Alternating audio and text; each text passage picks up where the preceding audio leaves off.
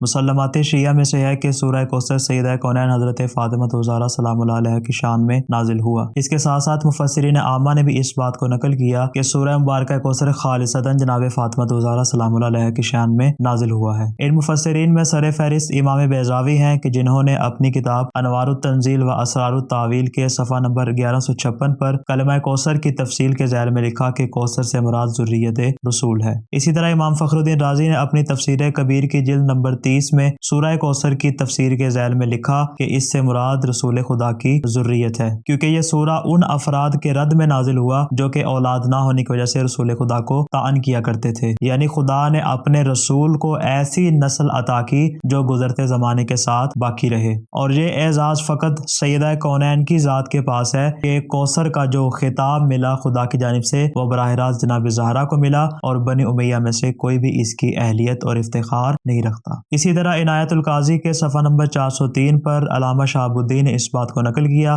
نیز ابو بکر حضرمی نے اپنی کتاب القول الفصل میں اور اس کے علاوہ دیگر مفسرین و محدثین نے اس بات کو نقل کیا ہے کہ سورہ مبارکہ کوثر جناب فاطمہ الزہرا سلام اللہ علیہ کی شان میں نازل ہوا ہے۔